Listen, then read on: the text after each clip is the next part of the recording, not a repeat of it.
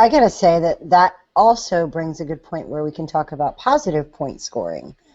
Because while we're not talking about how it's not useful when it's individuals dealing in a community, however, this week with today, Rick Perry's lovely mugshot, uh, or as I saw on what E Online called it, his smug shot. Yes, that was funny. That was very funny.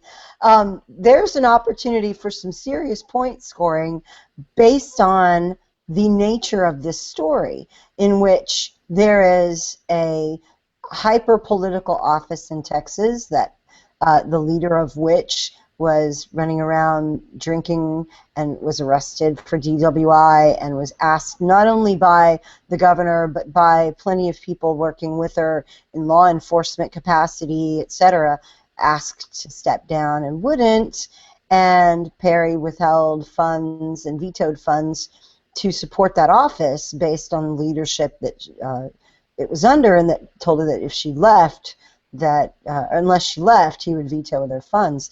And this is the crime for which Perry is being indicted. And people from the right... No, he's not indicted for vetoing. He's indicted for saying he was going to. Oh, no, the veto is in there. Oh, really? It's a count of the indictment. You can find that on my God. Puerto Rico. There are two counts. I thought it was just the threat of the veto. It's 2 counts to the indictment. We'll have the link in the description where people can go and read all of the difficult and hilarious verbiage that the indictment carries.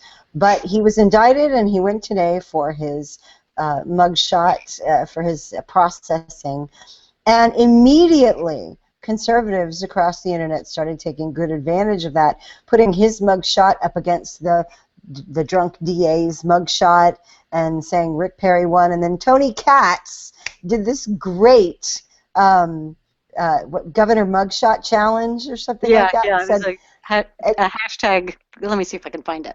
Yes, it's hilarious where he's got pictures of the different governors and even congressmen or senators here and there. And I was like, well, isn't it great that Perry's on the leaderboard when Illinois has so many contenders? Right. So many governors have mugshots. Right. That's freaky. So that sort of point scoring is great. I think it's positive for us. And knowing the difference is really important. We can have a lot of fun with this because Perry was dealing with an integrity enforcement section that had as its head someone who was not only charged with and pled guilty to a DWI, but who was using the influence of her office and threatening officers in the meantime. He's in a righteous position here. Yeah. And even people on the left are acknowledging that this is full of crap. And I love the way that conservatives have taken the ball and run with it on that issue in scoring points, because that's where you can do the left some really amusing damage that other people in the middle are going to see and go, yeah, I kind of agree with that.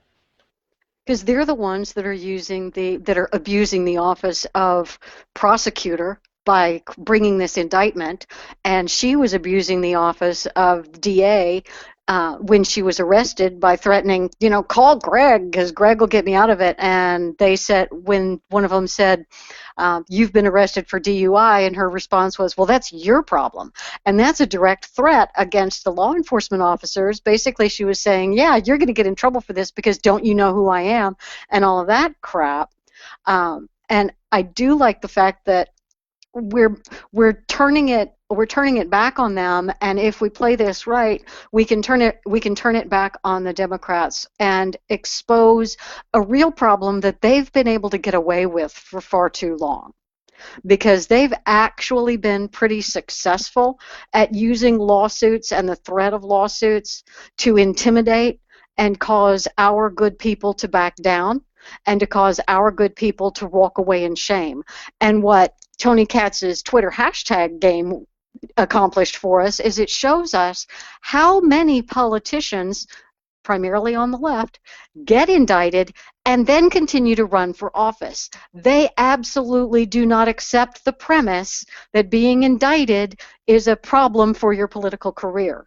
So all the people who want to convince us that, oh my gosh, Perry's indictment, that really is going to count against him, it really is going to be a problem with him if he chooses to run for president. Well, actually, no, it should not be. We have to reject that premise in its entirety, because this indictment is so bad and so laughable. If he was being indicted for some legitimate crime, then yes, it should be a problem for his future career. But this indictment should not hamper his future in any way, shape, or form. He is a victim of abuse of the legal system. And being a victim shouldn't cause you to not be able to pursue your career in future. I mean, we reject that concept, don't we?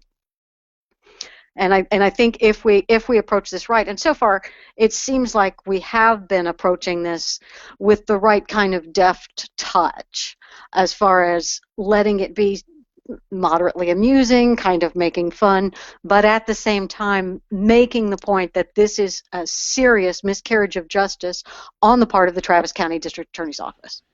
And kudos to the leftist bloggers who have been looking this over and who have decided to be honest about it and say that this is a ridiculous prosecution. Think Progress didn't get on board with this. Can we take a moment to appreciate that? Yes. Think Progress knows toilet paper when they see it, and that's what this is. And I just want to point out how awesome it is that the video, all of the videos, all of the imagery that we've gotten out of this story, and how it's propagated throughout the internet. It's been very fun to see a lot of those GIFs out there of some very wobbly